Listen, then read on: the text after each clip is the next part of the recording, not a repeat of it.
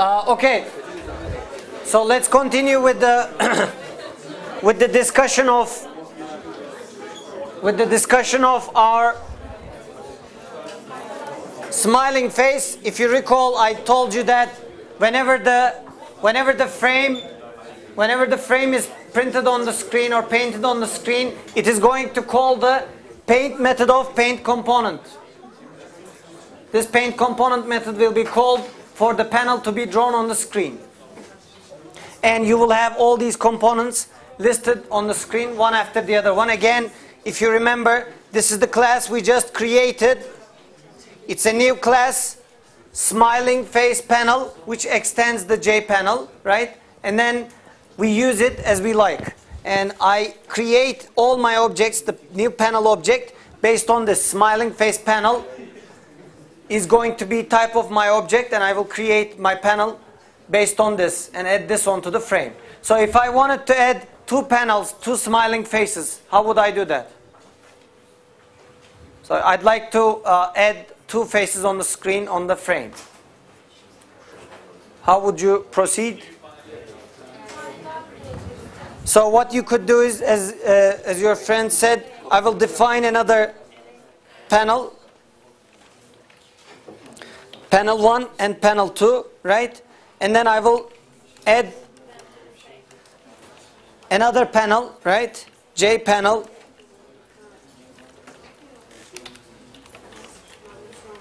Panel. That's going to be equal to new, right? J panel. So what am I going to do next? I will say panel dot add, right, panel 1, and then I will do the same thing with the panel 2. So I'll add the panel 2 here. Remember that I just updated my panel to be this one. So this is panel 1, this is panel 2, and I keep that panel to be added. That combines those two faces, one next to the other one. And if I compile this, supposedly, okay.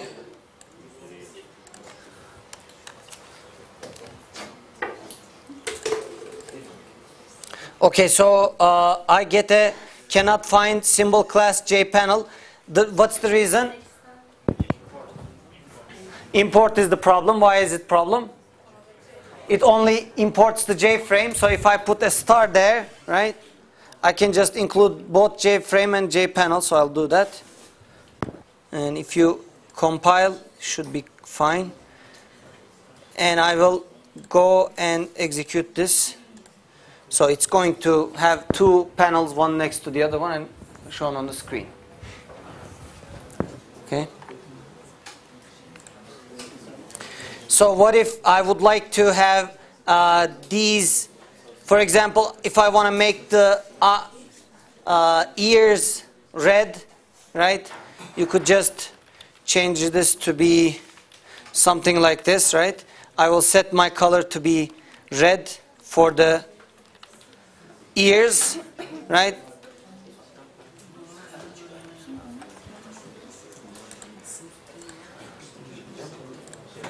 If I'll execute this, so what happened?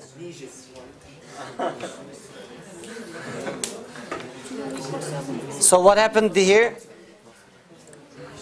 Why is it showing like this?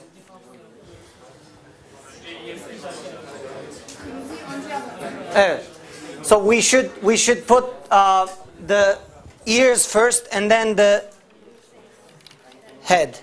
So I'll just cut this from here and paste it there. So the order should correct this problem.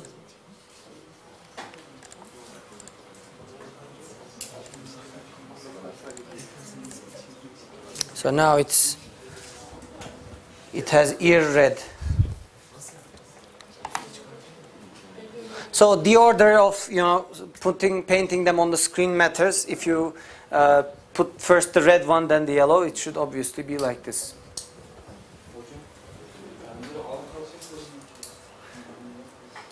If you want to put them in different places you should need to, you should play around with the coordinates, right? These are based on certain coordinates. If you recall how this is printed on the screen is that you have, for the face, you have a bounding box with base x and then base y as the starting coordinate point, and then you have the first face. Then for the ears, if you look into the code, as you can see, for the ears you have, not this one, for the ears you have base x minus 5 plus base y 20. So it's something like this, base x minus 5. So I go minus, and then I have 20 for the y dimension. So I have something like this as a bounding box, and this is going to print this oval here. So if you want to move things around, you have to play around with the coordinates. Or you mean the faces, individual faces, or you have to have the set coordinates. There's another method for these panels, which you can set their coordinates within the frame. So you have to call that in order to use it. I don't remember the exact method called, but there's a method that you can just call and make the coordinates accordingly. Okay. Hocam, bu dışarıdaki panelin size'ına nasıl karar veriyor bir pek metodu olmadan? İki tane panel 1 ve panel 2 dışarıdaki panelin içine alıyor ya. Bu dışarıdaki panelin size'ına nasıl karar veriyor? So the panel that is outside actually is sized such that it is going to hold both of these panels at the same time. Frame içinde pek mesajı metodu vardı ama bunun için metot yok mu onu belirtmiş? There's no method. You don't need to have a method for that, for the panel. At least it is not designed in that way. So once you add those components, it puts them in such way that it fits everything into the panel. For frame, you have to do it that way to get the size of it. However, for panel, you don't need to. Okay? That's just a design choice. There's other places where this pack method is important. However, you know, we don't go that much into detail, and I'm not going to touch those. Can we add second panel under the first panel? Yes, exactly. That's what your friend's question was. You can do that because there's a method called that you can set the coordinates where each panel is going to go into. So there's a method, I don't exactly remember right now, but there's a set coordinate or something like that which you can set specific positions to each panel. Okay. So this is the smiling face panel example that we just saw. So as I said earlier, the paint component is the one that actually paints things on the screen. So every swing component has a paint component. If you would like to paint something on the screen using these panels, you have to modify the paint component method in order to be able to print them on the screen as you like. Okay? So the paint component is the main method that you should be modifying or calling or extending in the J panel.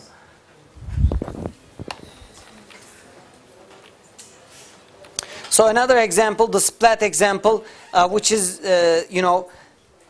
designed in a different fashion, which actually prints 5 circles on the screen on your panel, and we will see that example shortly. So if you go back here, we have splat.java, splatpanel.java, and then the circle.java. So I will open those up. So if you look into here, we have the Splat panel, which is just exactly the same. Let's go with the Splat first.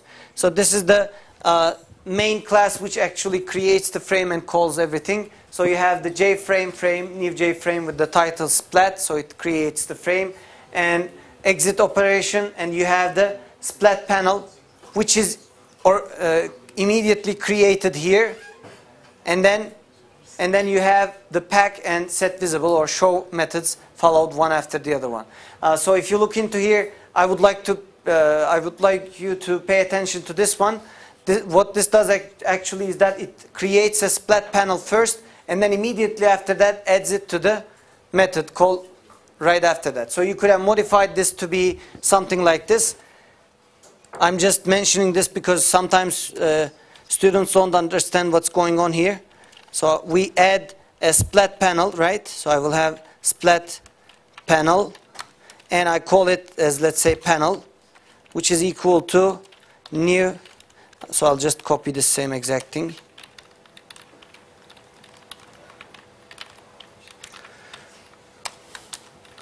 So this is exactly the same as before. You just define and create your splat panel and add it to it. Or you can just get rid of this whole statement and copy this part here into here, indicating that you're creating a splat panel and using it. Okay? So when I have my splat panel created, what it does is that it is going to call the constructor, right? So it has, again, it extends the JPanel.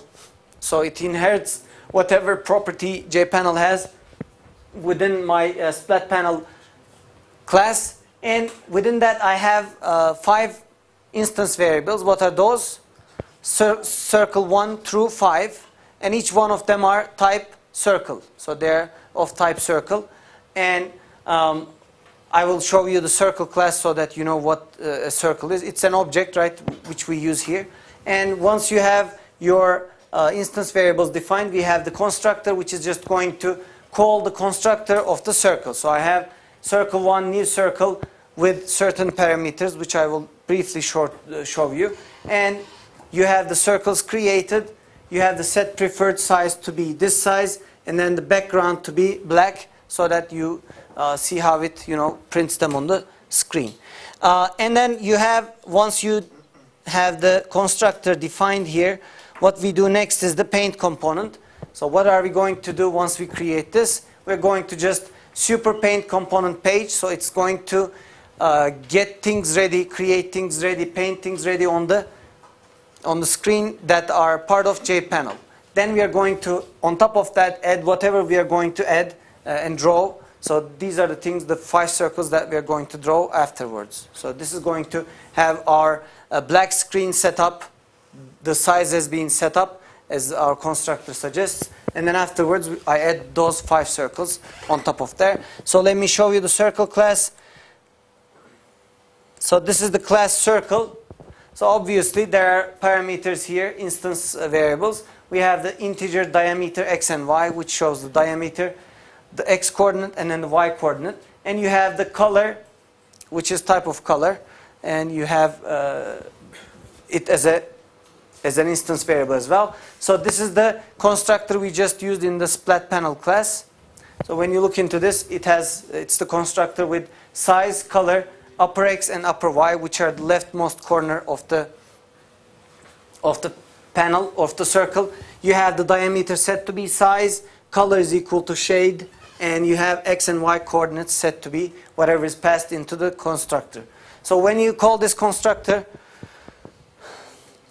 here, as you see, we have the constructor. So it's going to create this diameter with this color, red color, and then coordinates would be 70 by 35. And whenever you call this circles draw method, it is going to, with the graphics object that you have here, it is going to set the color to whatever that your object, your circle's color is, right? Set color into the color. And then you have a fill oval, which is going to be with x, y coordinates. And then, since you're trying to print a circle on the screen, you have both bounding boxes dimensions as diameter, right? Remember, this is the x and y coordinates, and then you have the oval's diameter plus diameter, so that you have a circle. And it has other methods as you can call. Here you have the set diameter, which is going to update the diameter, and then you have the set color, which is going to set the color, and you will have set x, you have set y, which updates the y coordinate, get diameter, get color, get x, and get y. All the setters and getters are present, and you have the constructor in addition to that. So if I run this, so let's run this, let's compile first, execute it. As you can see, it prints those 5 circles on the screen with the diameters and the coordinates that as you give initially with the constructor, right? So this was the, if you remember, this is the splat panel where you create these 5 circles with these properties, red, green, and all these colors. Again, when you call the super paint component, it is going to first it's going to create this panel with the black background, and then every circle you draw on top of that is drawn by your method calls here. So super paint will get ready the panel as black color with the size that you mentioned, and then each circle is drawn afterwards. Okay, so this part is done by the J panel. Only you add the circles with your method. Okay, so J panel is doing the rest. However, you add the circles on top of that. So, question: if I'd like to have a screen that draws me 100 circles with random places with random colors, how would I do that? So let's modify this code to show 100 circles with different dimensions, with different properties on the screen. How would you modify it? We will definitely, since I need 100 circles, I cannot do it by hand. I will need a loop to indicate that, right? If you want to do that, where should I put that?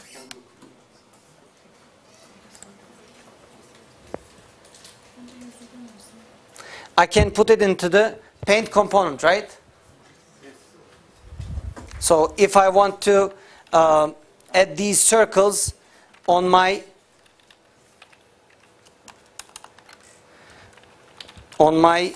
paint component object, paint component method. So I will have int, obviously, I equals 0, and then I will have I, right, less than.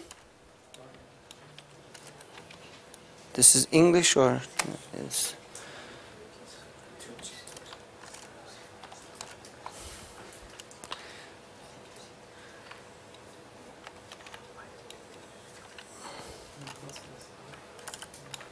and then what will I have here?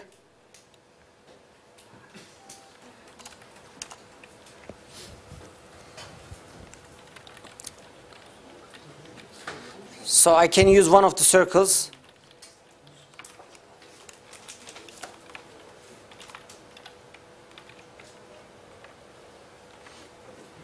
Right?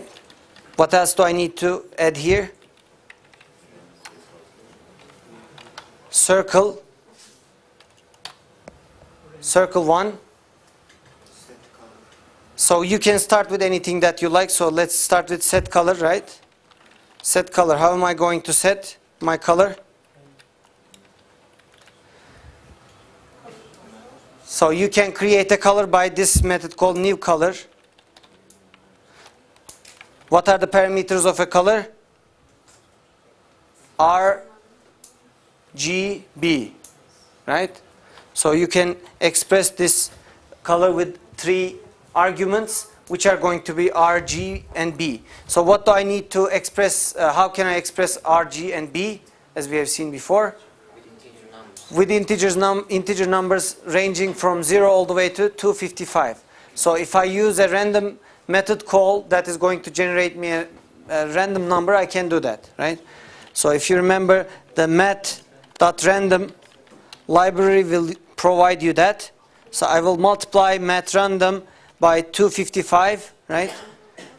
And then if I convert this to integer,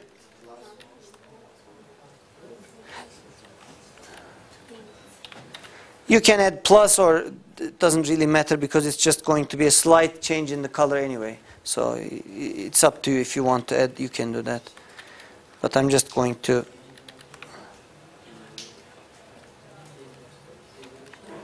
And then I will have another one like this, another one like this, so that I have 3 different R, G, and B values that is shown for each color.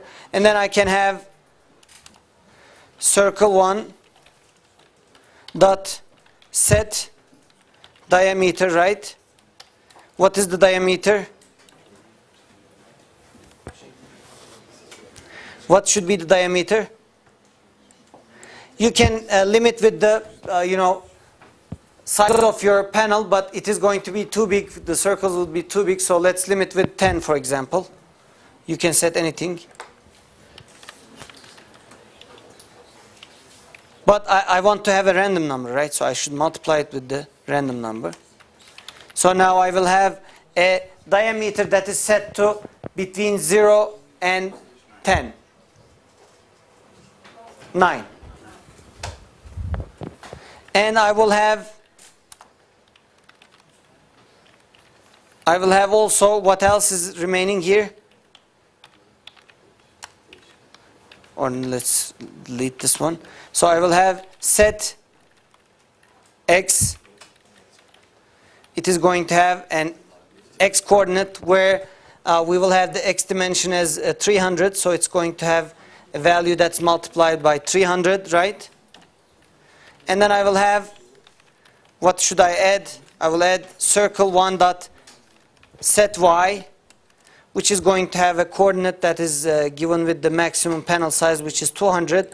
I will multiply it with 200. And once I, generate, update all these circle 1's properties, I will draw it on the screen. Does it look good? Let's try to compile.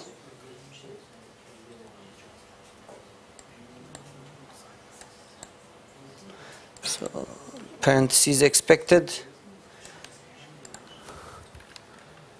So, probably I forgot to close the colors parentheses, right?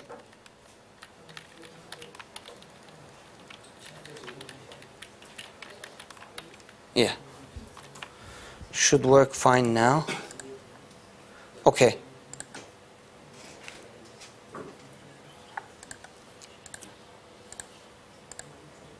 So as you can see, you have as many circles as you like printed with different colors and different locations on the screen. So these are really small. Let's make this a little bit bigger to see it.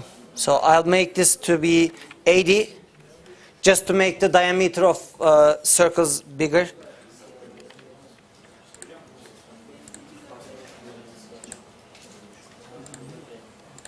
And then I have this execute file. So as you can see, this is the...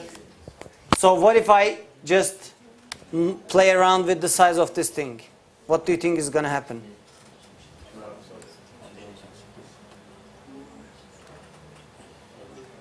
So what's going on?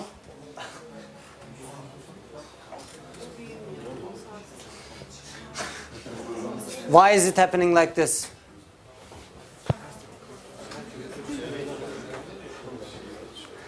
It must be related to the random behavior, right? Is it?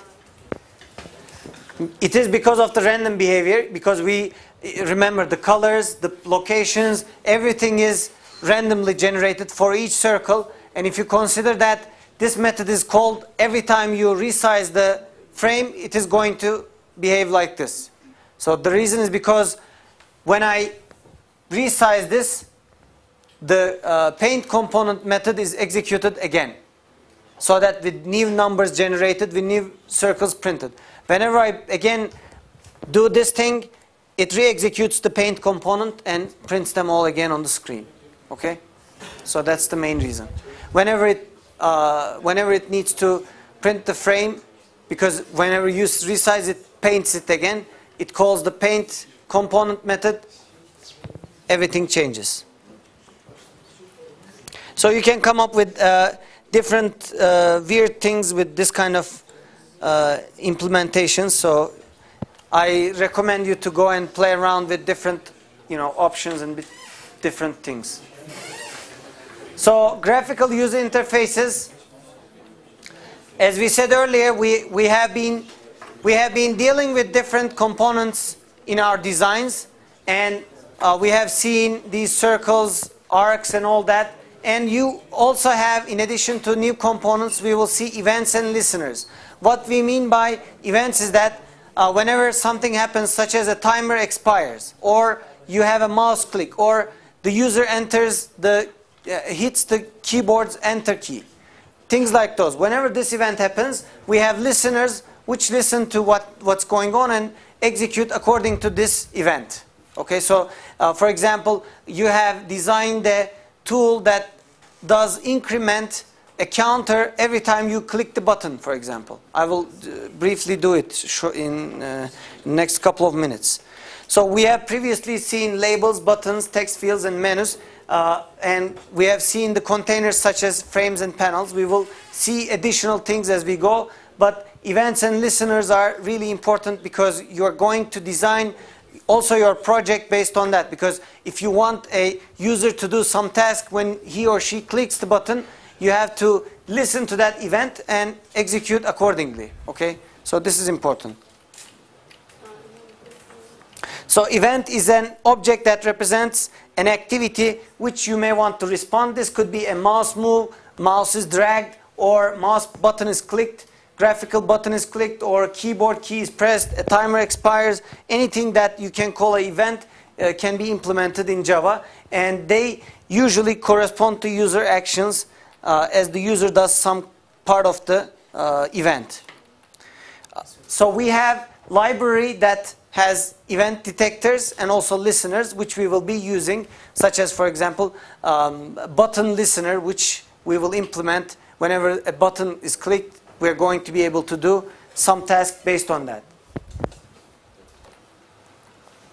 So we have a component that generates the event, and then the listener listens to it. This component object, once it generates this event, listener will respond to the event based on whatever that event's properties are. And you can describe, different kinds of events as we go. We will see what you could do with that kind of implementation. To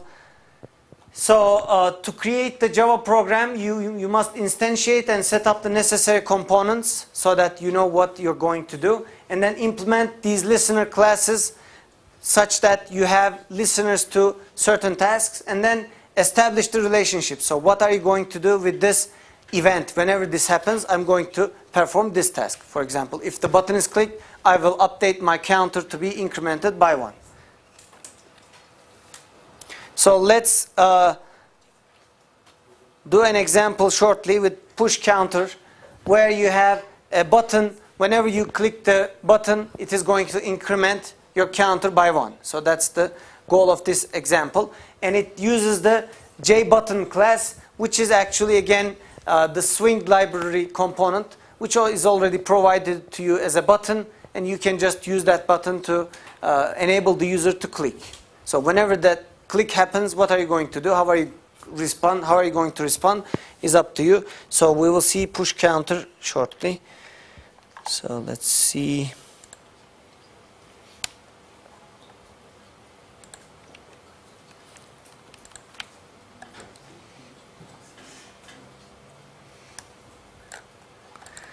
So I have pushCounter.java, which is a type of JFrame. And as you can see, you have the public class pushCounter.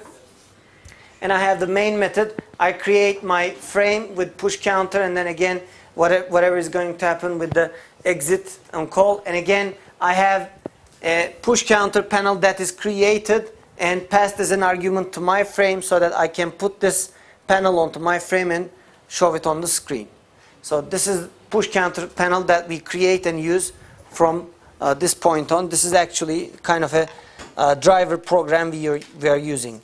So if you look into this one, we have the event library included within our AWT, and then the swing packages. If you look into this, we have pushCounter panel that extends again JPanel, so it inherits the properties of JPanel. And we have these instance variables such as the count, which will keep track of my counter.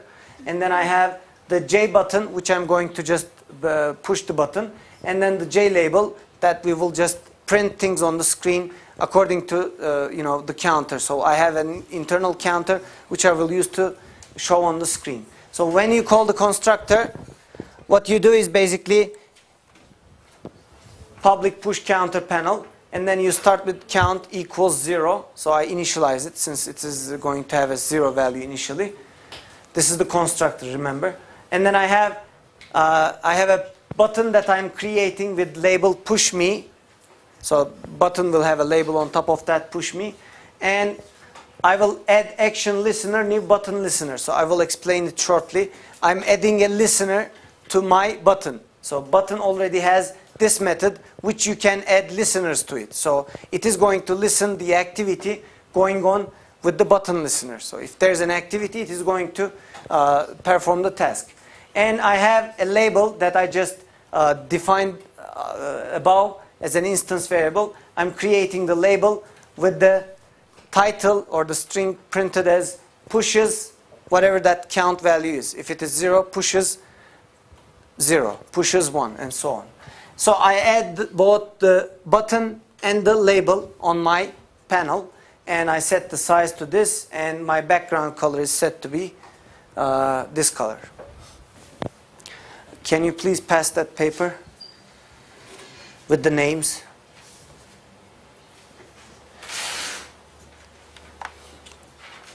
So if I compile this push counter, this is what you will see.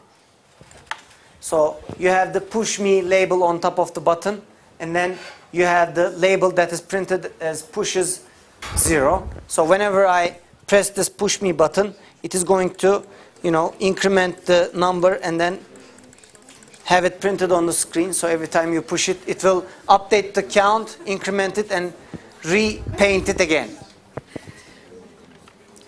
So when you look into the push counter panel, what we do is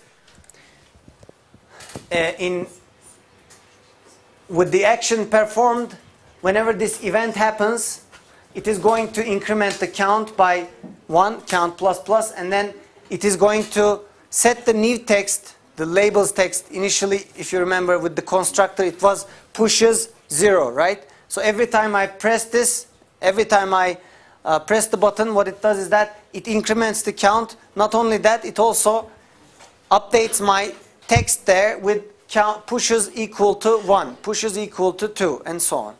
So this is action performed. Whenever I click the button, whenever I detect the event, it is going to update it accordingly.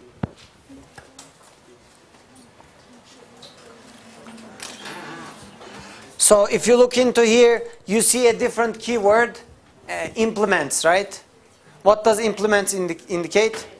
It is an interface. So if you have not taken 102 before, or if you have not done programming a lot before, you probably don't know what implements is, but it is an interface which indicates that you're actually implementing action listeners methods which are already defined. And again, this is something that you don't know at the moment. We will learn in more detail, so don't worry if you don't understand what this actually does. But it is an interface that every swing component can implement. So we are implementing the action performed method, which is listed in the interface, the only method actually.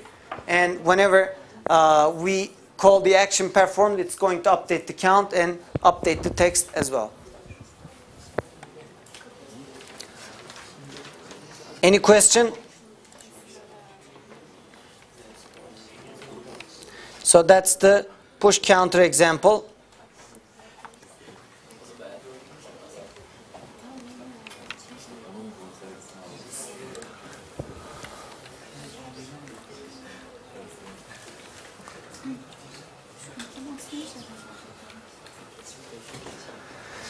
So again, it is derived from the JPanel, and also we use interface to implement it, which we will see in the coming lectures. So if you look into the button listener class, it is implemented as a separate class. So let's go back here. So if you look into here, this one is defined as private class button listener. Why is it defined as private? It's a support class which is only used within this class, so you don't need to get this available or have this available to the outside. So you just keep it private, and this is called then what type of class? inner class. So it is defined or declared within a class already that is part of, part of a library. So if you look into here, this is an inner class which is part of another class. So you have public class push counter panel, which has this class implemented inside, and that's why it's called inner class. Since it is an inner class, it's available to this class only, and that's why you have private method, private class that is only used by this class. Okay. Implements is actually defines an interface. So what it does is that it actually lists some methods that you can write for example, action listener is an interface, okay, which is implemented by button listener. Action listener tells that, hey, there are these methods which you need to implement. So in action listener we have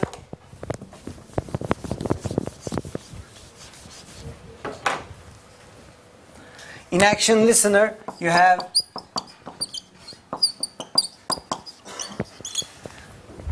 what is action performed.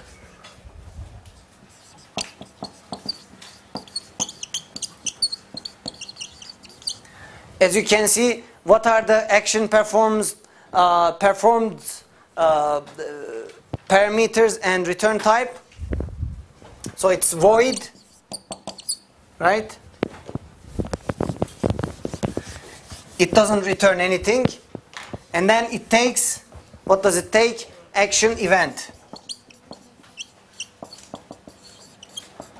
And you have event. So this is the interface that defines, hey, you need to, if you're going to extend this action listener, you have to provide an implementation that exactly matches this one. Okay? So this provides a general idea of how things operate in the low level. Although it doesn't provide anything in terms of details, how it's implemented, it is, what is inside the method body. It doesn't provide anything like that, but it only provides the arguments it's going to take, the name of the method, and what it returns. Okay? So it's a collection of these methods. If you're going to implement action listener, you have to obey the rules of these methods. This provides a general idea of how this class is actually implemented. Okay, that's the idea. It doesn't provide the details, however, it provides what is there in terms of methods. In this case, for action listener, there's only one method, which is action performed. If there was more methods within this button listener, you would have declared or defined them as well. So for example, if I had another method which returned int, let's say count, and then int x, I would have had another method which tells me public int, and then I have count, int count. Okay? So I would have that implemented within my class if it was implementing action listener.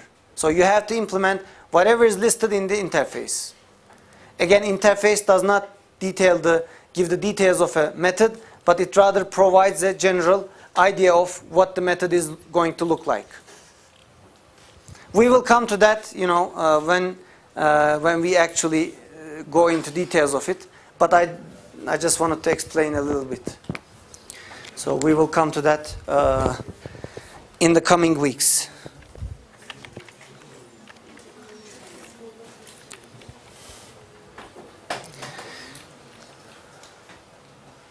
So as it is said here, if you would like to read early on, it is in chapter 6. You can go ahead and read it from the book and try to understand. If you want to see the examples, there are examples too. So push counter panel, instantiates the button listener object and then establishes the relationship by using the add action listener. So it listens to that action whenever it's clicked. Action performed actually performs the action that you would like to do. In this case, you increment the counter by 1. So when you consider the text fields, you can add text fields as you like. For example, with the Fahrenheit example, let's go into details of it, what it does. So we will use text, in this case, Fahrenheit panel. No, not this one.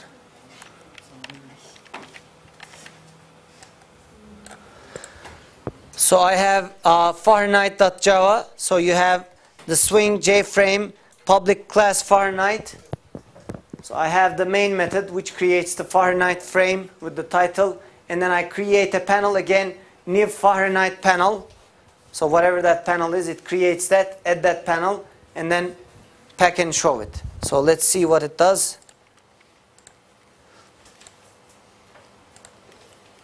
So it basically asks you to enter the Fahrenheit temperature. Let's say I enter 120. It gets me the temperature in Celsius, 48, right? And then if you update this, 45, what do? I press enter. So its action listener is waiting for the keyboard to enter the enter key. And then it converts, automatically calls this update method and action performed method actually, and converts this to the Celsius version. If you recall, initially it was dashes. Let me show you again. So initially it is started with 3 dashes here. So whenever you have a new value, it updates that. So in constructor, this string must have these 3 dashes at the beginning, right?